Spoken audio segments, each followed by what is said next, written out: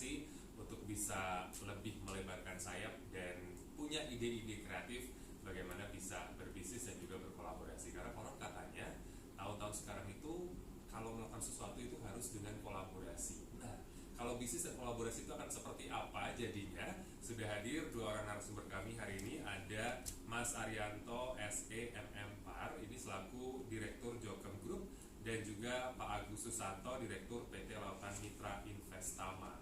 Pagi yang datang hari ini Direktur. Selamat pagi. Pagi Mas Ferry. Kabar baik ya?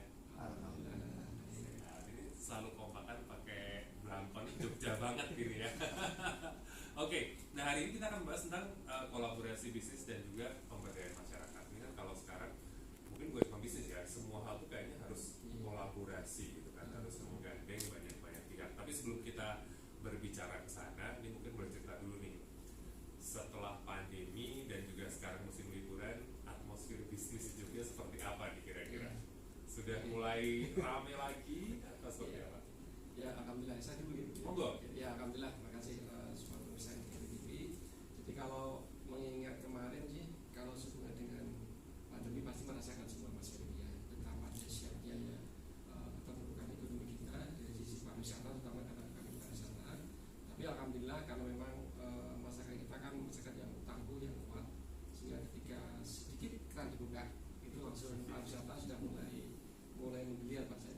Saya masih ingat tahun 2002 ya, 2022 awal itu sudah mulai banyak bis pariwisata yang masuk ke Jogja. Itu dari sedikit dibuka keran. Apalagi sekarang ini yang alhamdulillah yang sudah betul oke, semuanya tidak ada larangan semakin maksudnya seperti itu. Betul, apalagi makin macet berarti tadinya sudah makin banyak lagi datangnya. Betul. Bisa macet juga. Monggo Pak, bagaimana kalau menurut Bapak kayak atmosfer yang di Jogja? Ya, semua merasakan itu Mas. Oke, nah kalau bicara soal tentang kolaborasinya, ini kan akhirnya memang pasti akan muncul banyak ide, banyak aksi ketika bisa bekerja sama dengan berbagai pihak gitu ya. Nah kalau dari mas-mas, bapak-bapak berdua ini akhirnya seperti apa nih prosesnya? Kenapa bisa akhirnya berkolaborasi? Ya, kalau kami kan berangkat dari bisnis di oleh-oleh itu ya, di awal memang terus terang kami kan tidak cuma sendiri ya. Kalau memang kita merasa memang tidak cocok ya dengan pilihan yang kami lakukan, akan sangat cocok ketika memang dia ingin sesuatunya sendiri, sesuatunya diambil sendiri. Tapi karena kami merasa bahasanya memang kami harus berkembang atau mulai dari harus bareng-bareng dengan orang ya, makanya kami harus kolaborasi. Kami di sini ini berenam Mas ya. Coba bayangkan ketika berenam itu masing-masing kepala isinya beda, tapi kalau tujuannya tidak sama nah, tapi yang prinsip yang menjadi pegangan kami adalah kalau kita mau kolaborasi ya, harus mau berbagi di sini. Dalam hal apa ya, misalkan bisa berbagi berbagi transparan sama sebagainya. Itu prinsip yang kami sampaikan dari kolaborasi dari situ. Tadi kalau kita mau cuma-cuma ada. Monggo Pak kalau mau ditambahkan. Kalau kita dari PT Lautan dan kita kolaborasinya begini. Tentunya program kita adalah salah satunya dari investasi. Ada dengan kuliner, dengan pelatihan, terus kemudian kita bagaimana kita bersambut dengan perusahaan-perusahaan. Salah satunya kita jadi Jokem Group ya, kolaborasi kemudian kolaborasi dari kerjasamanya. Kita gandeng apa namanya KUA ya Mas? Kita sama-sama di kebetulan di Jokem ini kan salah satu outletnya ada di wilayah Madiun. Kemudian bagaimana bisa memberdayakan masyarakat. Makanya kita ketemu berkolaborasi muncul yang namanya program yang setiap hari masyarakat itu membutuhkan ya produknya maksudnya. Kemudian yang kedua bagaimana masyarakat itu bisa mandiri dengan program yang kita berikan dari awal mulai dari nol sampai belum bisa sampai bisa. Dalam arti setelah produk itu dia tiap hari tahu itu produk yang dia jalan. Jadi kayak bersambut dari biaya yang setiap kita setiap komis ya Mas Ari ya, setiap komis ke teman-teman yang kita datangi adalah kelompok pengajian ibu jamaah jadi masjid kita datang memberikan pengajian itu. Baik, nah untuk akhirnya bisa juga karena kolaborasi dengan masyarakat juga berarti ya sekitar gitu ya. Pendekatannya seperti apa? Karena otomatis ketika kita menjadi masyarakat secara luas mungkin background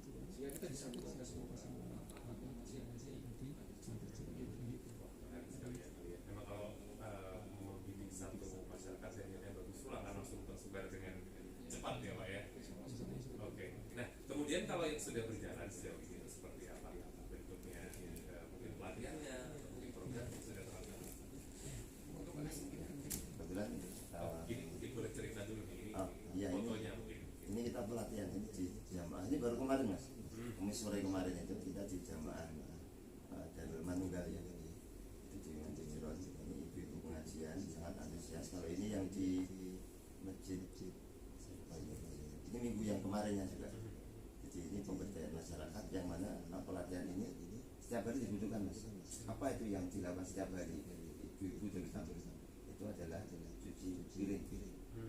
Kalau orang Jawa itu sasah kan tiap hari mas. Iya betul. Tiap hari dilaksanakan. Kenapa kita programnya cuci piring? Jadi karena tiap hari kita itu memberi dari awal sampai akhir. Jadi dari bahan bakunya, kemudian alat-alatnya sederhana sekali kita buatkan semuanya, nggak perlu beli gitu loh, tapi langsung bisa dibuat dengan kita punya resep juga, kita kerjasama dengan supplier untuk bahan baku kita sampaikan mulai dari nggak bisa sampai bisa, kemudian termasuk botol kita pakai label juga, kita kasih nama. Biasanya nama adalah wilayah masjid setempat, atau enggak nama misalnya kita bikin yang mereka untuk bahagia. Misalnya kalau ada nama Arab itu Al-Falah, itu untuk bahagia tadi. Bagaimana orang atau jamaah itu bisa memproduksi itu dari awal sampai akhir, membuat dia senang, kemudian berbagi cerita kepada masyarakat. Dan kita berharap sebenarnya di kelompok masjid tertentu itu bisa nanti berkelanjutan, tidak memberi produk yang sudah ada itu, tapi memproduksi sendiri dari kita untuk kita. Jadi selain bukan cuma memberikan satu skill baru, tapi juga secara ekonomi juga akan sangat membantu ya. Iya. Oke, baik. Wah, menarik sekali juga untuk Anda. Mungkin kalau misal nanti siapa tahu nanti dari grup Jokem masih di obrolan pagi dan masih ngobrol-ngobrol seputar bisnis dan juga kolaborasi bersama Mas Arya, Direktur Jokem Group, dan juga Pak Agus, Direktur PT Lautan Mitra Investama. Ini menarik sekali karena bicara soal kolaborasi gitu ya. Kita pasti kalau melakukan sesuatu itu tidak bisa berdiri sendiri, harus terbuka dan bisa mengajak siapapun yang ada di sekitar kita gitu ya. Tadi sudah sempat diceritakan program-program menarik juga, mengajak dengan jamaah masjid-masjid yang ada di Jogja. Nah sekarang kalau misalnya kita ke Bapia Jokem yang sudah ada produknya di depan kita sekarang. Nah kalau sejauh ini perkembangan Bapia Jokem seperti apa? Atau mungkin dari awal beli sampai sekarang counternya sudah sebanyak apa sih? Banyak sekali ya. Jadi memang singkatnya kami memang berdiri awal tahun 2013 di Irida, sekarang sudah sempat 4 outlet. Dan itu memang tidak terlepas dari kolaborasi dengan supplier, dengan beberapa relasi, mulai dari travel, guide, itu betul menjadi mitra kita yang memang saling mengisi. Kami tidak merasa, semoga tidak ada yang merasa memanfaatkan, enggak. Tapi kan memang bagaimana dengan itu bisa menjadi sebuah saling menguntungkan. Kami jangan sama-sama. Sebenarnya kalau pelatihan, tapi juga ada pelatihan bagian kita sudah mulai dari tingkat TK sampai perguruan tinggi, itu juga sering dilakukan kepada kami. Karena konsep kami itu juga kita lihatkan bahwasanya pelatihan yang ada tidak hanya cuma sebatas membeli, tapi operasinya cermat. Jadi bisa melihat salah satu persembahannya. Kalau dulu sebelum pandemi boleh masuk, yang mencuci tangan. Tapi sekarang ini kita batasi dengan kaca. Kalaupun nanti mau masuk ya dengan prosedur yang memang prosesnya kita untuk kepala itu sudah kita simpan. Tentunya harus dengan evaluasi lebih dahulu. Nah sekali sih bukan cuma belanja, tapi juga menambah ilmu juga ya. Bisa melihat langsung karena orang kan kadang nggak tahu kok bisa jadi dulu seperti apa. Ini bisa dilihat langsung, covernya juga bisa dilihat, jadi betul fresh di situ. Juga belajar mungkin pakai teknik-teknik tertentu ya, biar bentuknya itu manis gitu kan, bukan cuma enak dimakan tapi juga dilihat wah di foto itu masuk Instagram juga bagus gitu ya mas ya. Itu yang kita Baik, nah kalau misalnya melihat ya Mbak Pia ini kan Jogja gitu pasti banyak sekali juga mungkin nyebutnya apa ya, pesaing atau mungkin kerabat gitu ya, pasti banyak. Nah ini ada strategi apa yang dilakukan oleh Mbak Pia Jokem agar tetap bisa menonjol di antara yang lain? Memang kebetulan kalau kita bilang merek kan mungkin ribuan di Jogja, tapi bagaimana akhirnya kita kan bisa membaca bahasanya apa ya, untuk teman-teman dari apa pizza, Bandung, taksi, apakah dari mobil rental pribadi atau bis pariwisata. Kebetulan kami jalankan bis pariwisata. Kalau untuk Anda beca kan masih kecil. Nah, di situ juga harus berbeda dengan yang lain. Kalau dari si produk satu memang kita harus berbeda dengan yang lain. Di antaranya kami memang plastiknya tipis, isinya lembut. Dari sisi tampilan yang lain ya kita memang hampir semua tampilan yang kami berikan di tokonya kita juga tidak tampilan situ untuk bangunannya, parkir juga harus luas. Betul. Dari semua sisi juga harus dipertimbangkan gitu ya, bukan cuma produknya aja tapi juga mungkin tempatnya juga ya. Walaupun memang dari sisi yang lain sekarang ini kalau dulu dalam manajemen kan harus punya tempat dan sebagainya, sekarang pun sudah ada aplikasi yang gampang untuk online ya sebenarnya juga yaitu kita masing-masing ya saya dengan cara seperti ini kalau teman-teman yang lain tidak mempertimbangkan masalah tempat ya itu sah-sah saja, itu memang bisa terjadi. Nah ini kalau misalnya bicara tentang bisnis olah-olah dan juga mungkin tadi sempat Pak Agus bilang kolaborasi dengan angkringan gitu ya, biasanya kalau warga itu makanan selalu butuh, apalagi ketika musim liburan yang pasti akan lebih banyak. Nah ini kalau untuk di luar musim liburan gitu ya, itu dinamikanya seperti apa sih Pak? Apakah mungkin mengurangi produksinya atau mungkin lebih surut atau seperti apa? Pasti kan beda ya dari musim liburan. Ya kita mesti juga seperti itu ya, kalau pas musim sekarang liburan ya tentang karyawan pasti harus kita tambah dengan macam ya, kenapa dengan menjadi karyawan tetap atau menjadi karyawan yang harian juga kita lakukan seperti itu. Kalau ekstra penambah itu pasti, karena kan situasi yang seperti ini kita bisa membaca. Kalau pas posilo seperti kayak puasa ya, biasanya omset juga ikut puasa kan puasa itu kita juga bisa mengurangi itu, dan strategi lain bagaimana ya untuk toko-toko kita benahi lagi yang mungkin catnya juga kita bersihkan salatnya seperti itu. Jadi termasuk yang cuti juga kita keluarkan kepada semua karyawan. Jadi kalau pas kali seperti ini ya semuanya pasti lumpuh semua. Baik. Nah kalau dari Pak Agus seperti apa mungkin melihat bisnis secara umum mungkin ketika musim liburan dan tidak liburan apakah berpengaruh nggak sih? Kalau di PT kan tidak begitu menyolok mas, karena programnya tidak contoh misalnya yang diambil baru juga bukan, tapi yang menyewakan ini kan juga tidak semua menyewakan. Tapi kalau untuk proses pelatihan asal kita ada jadwal atau ya kita jalankan saja pelatihan permintaannya apa seperti itu. Kalau sebenarnya PPL ini yang di Indonesia misalnya yang kita kuliner nasi goreng, kami dan sebagainya itu kalau pas malam minggu aja, malam minggu dan malam minggu besok sama tampilan kita dengan masing-masing seperti itu. Walaupun dia cuma menginvestasikan nunggu laporan dari pihak pengelola laporannya. Ya ada naik turunnya itu biasa. Apalagi kalau pas hujan deras itu ada seperti itu. Betul Mas, orang juga memilih mungkin beli secara online gitu ya. Mungkin siapa tahu kalau warungnya tidak banyak orang tapi sebenarnya banyak yang bisa secara online gitu. Betul aja ada yang bisa gitu ya. Nah, oke. Nah bicara soal kolaborasi lagi nih, ada bayangan nggak sih setelah ini mungkin akan ingin kolaborasi apa lagi misalnya atau mungkin program-program lain yang sudah ada di untuk tahun 2023 sekarang kan udah akhir nih. Ya, itu kalau kami dari kami kan dari sisi usaha kan sudah kelihatan pertama adalah di mitra kita ya di biro ekonomi ya.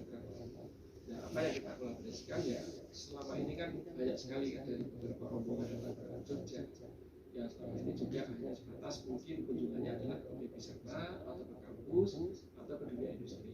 Nah, ini bagaimana kami pun juga nanti akan memberikan semacam pelatihan untuk free juga kepada ini ya, kepada bisa dibantu oleh kelautan untuk pada saat kunjungan ke Jogja, pada saat mungkin apakah berada di hotel, apakah berada di rumah makan.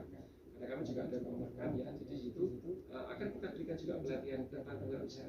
Ini akan insya Allah tahun 2023 akan kita launching, jadi baru kita konsep bagaimana kunjungan ke Jogja tidak hanya cuma melakukan wisata, tapi stadinya pun juga studi berwisata.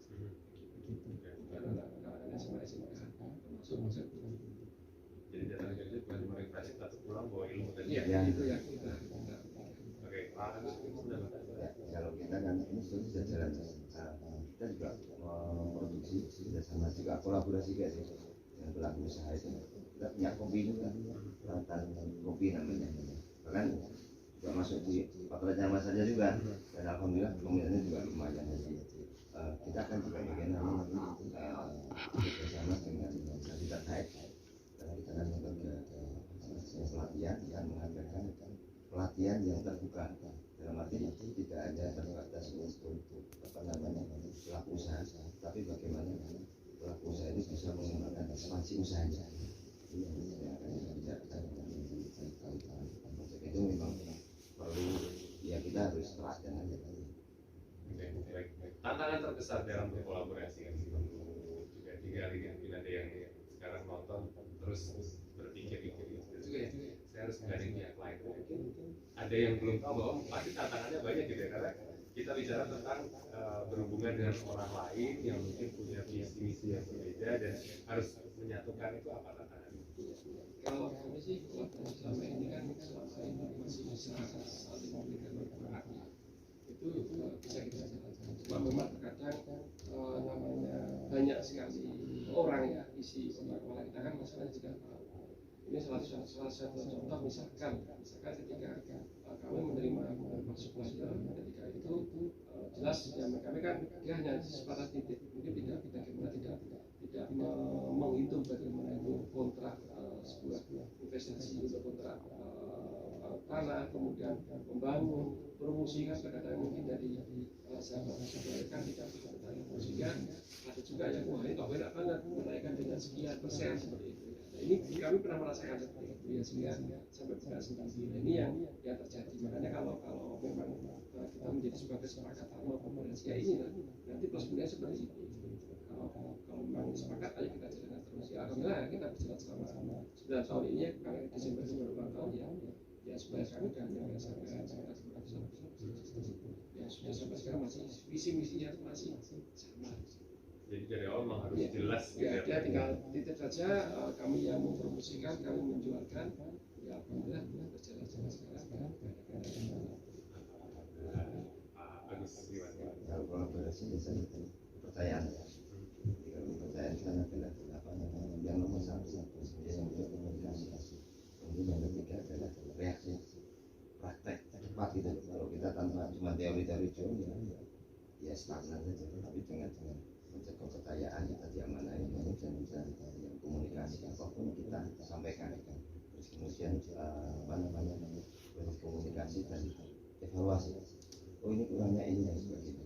Misalnya seperti kita ambil contoh yang dengan ibu-ibu yang pelatihan apa cuci piring itu, ya kita buatkan saja cuci piring itu tidak sekedar, tapi dengan guyonan bersama saya ikut membantu itu nanti otomatis di belakang dia dapat kan dengan pelatihan dia pulang membawa produk dan itu lumayan seminggu 2 minggu nggak akan beli cuci piring di tempat lain. Itu punya dengan konsepnya adalah bahagia, karena dengan kebahagiaan kesejahteraan itu kita ambil bahagia itu kita karena didukung oleh Jokowi untuk yang cuci piring ini. Sekali ya. Jadi kalau kolaborasi dari awal harus jelas, mungkin tambahkan tadi bahwa memang kebahagiaan tadi ya, cari bahagia mungkin karena kolaborasi itu kan nggak mungkin sendiri ya, ketemu orang ngobrol juga. Apalagi orang baru ya. Betul. Orang baru ketemu cocok, wah nanti bisa mungkin lebih kolaborasi lagi ya. Betul. Jadi kayak semacam berjaringan gitu ya. Baik. Nah ini kalau mungkin bicara tentang kolaborasi bisnis dan pemberdayaan masyarakat, mungkin juga generasi muda itu pasti juga perlu tahu pentingnya kolaborasi gitu ya. Kalau mungkin dilihat generasi muda sekarang ini sebenarnya seperti apa sih kemampuan bisnisnya, apakah pernah mencoba memantau gitu misalnya? Kalau ini pandangan kami justru sebenarnya kalau anak-anak muda sekarang tuh hebat ya dari medsosnya. Bahkan mulai dari anak SD, SMP itu pasti sangat paham tentang semua medsos. Nah dari situ sebenarnya kalau dia bisa memaknai diri dengan produk, namanya kita mau yang namanya bisnis kan tidak harus memproduksi ya. Dia bisa usaha, bisa jual, dapat untung, itu kan namanya bisnis. Nah, kalau kita melihat misalkan salah satu contoh ya, produk-produk di tetangga sekitar, ketika itu dia tidak bisa produksi, ketika kita tahu itu bisa dipasarkan, anak-anak tadi bisa dipasarkan, dengan kemas, dipasarkan lewat online, apakah mungkin aplikasi yang sudah ada sekarang ini, saya kira sangat mestinya ya itu mestinya bisa sangat menjadi sebuah peluang. Nah, cuma melihat tadi apakah dia benar apa enggak, ini masing-masing masyarakat tapi sekarang sudah sangat apa ya, sangat umum kalau anak sekarang sudah sangat di bidang sosial. Baik, jadi itu sebenarnya kalau bicara soal kolaborasi dan bisnis itu nggak melulu tentang memproduksi sesuatu ya. Ketika tadi melihat peluang, wah ini bisa digali lagi atau mungkin membantu pemasaran, itu termasuk ya. Contoh kalau misalkan kita melihat di pasar ya, di pasar snack itu kan belinya kan yang apa ya, apa namanya, plastik gitu ya, itu di repacking kan bisa. Kalau mau membuat izin saya kira juga nggak susah sekali dari dinas kesehatan itu membuat PRT itu, karena syarat ke tempat kami itu harus punya PRT. Nah, itu kalau seandainya dia mau memakan itu tidak bisa produksi kok. Kalau produksi kan jelas pasti butuh tenaga juga, kemudian butuh bahan baku. Kalau sudah ada yang jadi, kenapa tidak di repacking maksudnya? Jadi packing dengan kemasan yang bagus, menarik, dijual. Contoh misalkan bakpia saya, oke, kami juga terbuka. Misalkan dari salah satu masyarakat mau repacking sangat boleh itu. Ya bakpia dari kami nanti dia dengan apa tidak cukup, mau dia beli dua saja juga aman seperti itu. Sebenarnya peluangnya luas sekali ya. Jadi kalau misalnya sama yang membayangkan bisnis itu harus produksi apa sebenarnya belum tentu ya.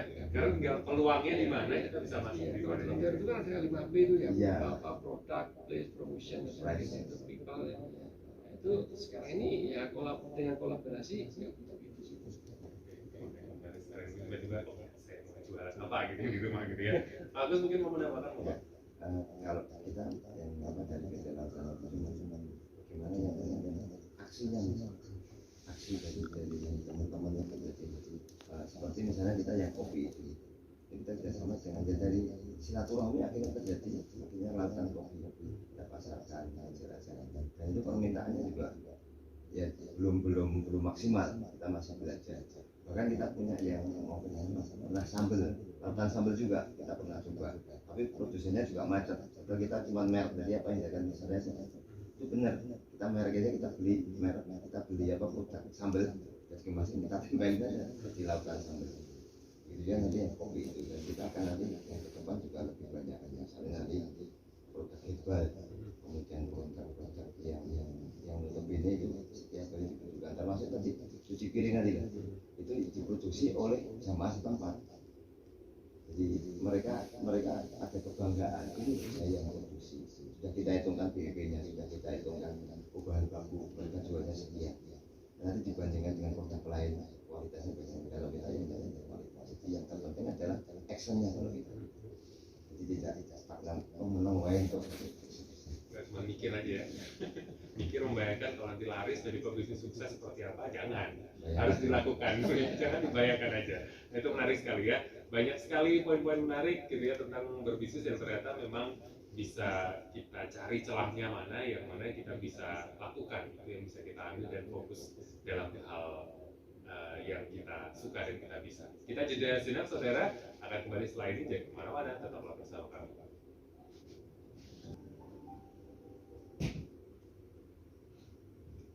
Anda masih menyaksikan obrolan pagi, masih berbincang bersama Mas Arya dan juga Agus gitu ya, tentang kolaborasi bisnis dan juga pemberdayaan masyarakat. Ini tadi sempat disinggung bahwa ternyata kalau berbisnis itu tinggal mencari celah gitu ya, kira-kira mana yang bisa kita lakukan, kita ahli di bidang apa. Mungkin kalau Anda hobi bersosial media gitu ya, setiap hari selalu pegang HP, kenapa nggak coba misalnya berbisnis lewat online atau berjualan secara online gitu ya.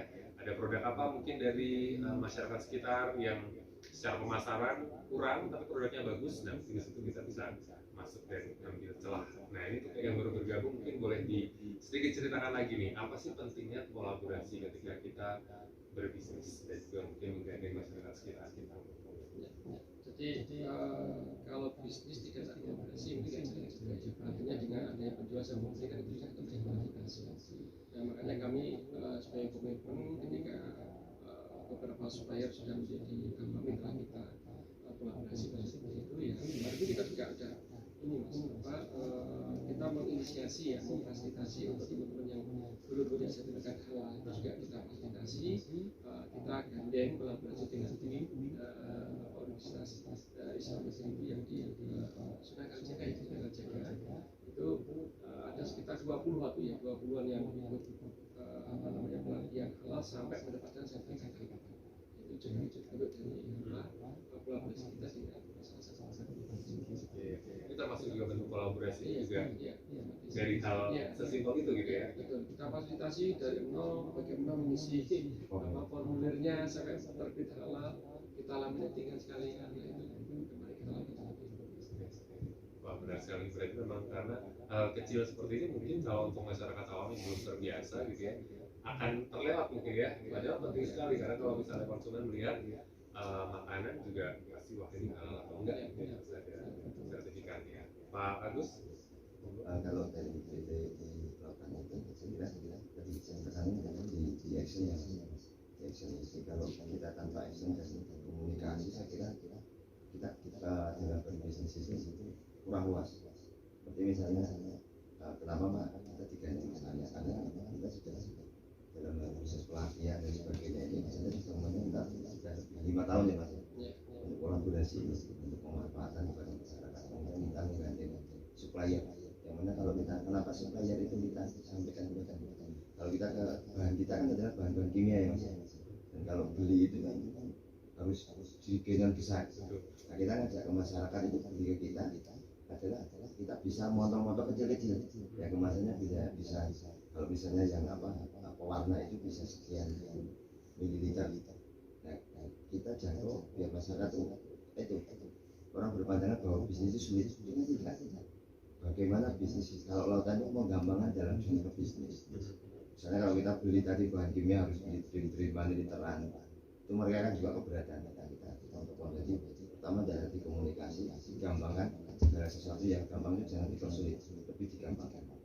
Oke, baik. Nah ini dua orang narasumber kita hari ini adalah direktur dan direktur gitu ya. Yang satu direktur Jotkom Group, yang satu direktur PT Lautan Mitra Investama. Ini pastinya ada jalan panjang yang sudah ditempuh sampai akhirnya ada di posisi yang sekarang. Kalau menurut Mas Arya dan juga Pak Agus, apa sih yang harus dimiliki seseorang untuk bisa akhirnya menjadi seorang pebisnis handal dan bahkan mungkin menjadi seorang direktur gitu? Kalau kami satu adalah komitmen. Ketika komitmen bisa dijaga ya, otomatis akan berjalan terus ya. Kayak contoh kami dari sisi manajemen internal kami di Islamic Team ya itu dengan berbagai itu kan juga tidak gampang ya menyatukan otak kita ya. Jadi ketika kita sama-sama komitmen bahasanya satu adalah berkemajuan. Mungkin dalam prinsip ada perbedaan itu pasti kita ingin buka ini karena ini nggak setuju ini oke ya kita akan cari kesepakatan. Ketika itu menjadi sebuah kesepakatan komitmen kita jalankan. Kalau sudah didirikan ya harus berhasil. Walaupun memang kegagalan itu mungkin juga ada karena trial and error kami juga kami lakukan ya dulu. Contoh misalkan ketika bagaimana memulai membuat mafia kami nggak langsung jadi ya. Bahkan sampai 3 kuintal kita coba waktu itu kacang kecilnya. Sampai masyarakat kita kasih tiap hari kasih sampel malah komplain. Waktu itu kita awalnya karena memang kita coba nggak jadi ya sampai akhirnya menjadi sebuah produk paten dengan sudah seperti itu. Jadi komitmen itu sangat penting. Dan yang berikutnya yang tadi yang kedua itu harus memperbaiki. Kalau memperbaiki itu bisa dijalankan mudah pekerjaannya, transparansinya, hasilnya, ya insya Allah bisa dengan lancar. Oke. Kalau dari Mas Arya komitmen, kalau dari Agus? Kalau saya itu memang perlu ya komitmen. Tapi kalau ini kan transparansi dan komunikasi. Jadi kalau dengan transparan dan komunikasi itu nanti akan terjalin sesuatu yang tidak kita sampaikan. Misal kita dengan supplier ukurannya ini seperti ini dengan investasi ukurannya seperti ini kita omong. Tapi dengan transparansi dan komunikasi itu nanti akan terjalin segala sesuatu yang membuat kita itu terbuka karena kita punya prinsip ya kalau saya pribadi itu saudara jadi orang baik dengan berarti jadi orang baik bagaimana baiknya kita juga harus baik di perusahaan baik dengan relasi kita baik dengan link kita termasuk ibu karena saya tadi saya katakan tiap seminggu sekali kita ketemu orang baru bagaimana bisa membuka itu kan proses komunikasi bisa jalan-jalan seperti yang kita baik. Nah ini kalau bicara soal kolaborasi lagi gitu ya pasti kan ada banyak kepala tadi mungkin Mas Arya juga sempat bilang ada 6 orang gitu ya pasti dengan dengan pikiran masing-masing, kan otomatis setiap orang punya idealisme sendiri-sendiri gitu ya. Seberapa pentingnya menjaga idealisme, atau akhirnya bila mana kita akhirnya boleh berkompromi dengan idealisme? Jadi idealis itu memang perlu, sangat perlu. Tapi sekali lagi kalau memang demi untuk kemaslahatan, demi untuk masyarakat, kalau memang kita mau idealis juga itu jadi asas manfaat itu harus kita pikirkan. Contohnya kita katakanlah kalau harus mau seperti ini, ternyata kalau dengan masyarakat nggak mendukung atau tidak mendukung, kenapa harus dilakukan?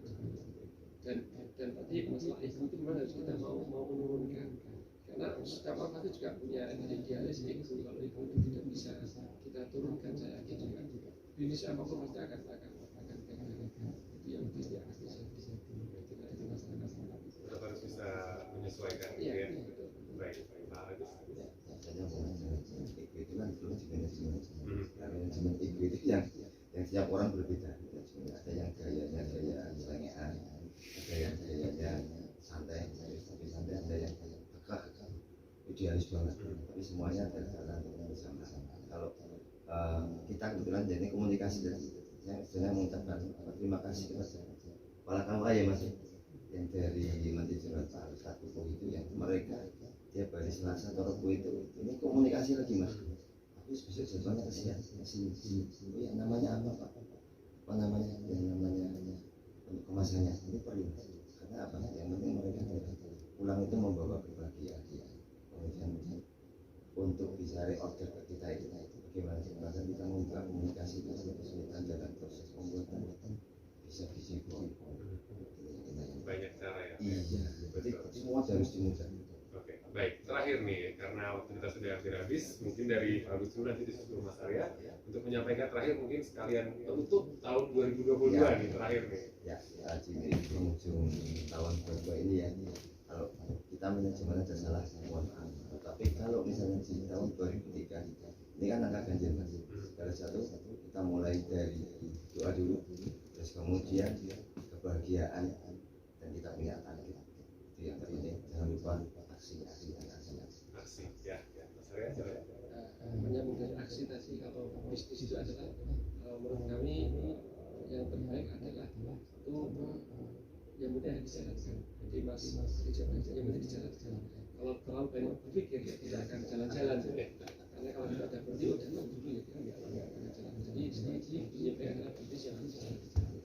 Apapun itu ya, pokoknya action ya, dijalankan ya. Baik, terima kasih sekali kalau gitu untuk waktunya sudah hadir hari ini. Semoga bisa memberikan inspirasi untuk Anda saudara yang di rumah yang menyaksikan. Dan saatnya kami harus pamit sekaligus mengucapkan terima kasih untuk kebersamaan sepanjang tahun 2022. Tapi tenang, minggu depan atau besok hari Senin sudah 2023, kita akan bertemu lagi dengan semangat yang baru di tahun yang baru. Saya Felix Chris pamit undur diri bersama kerabat kerja yang bertugas hari ini.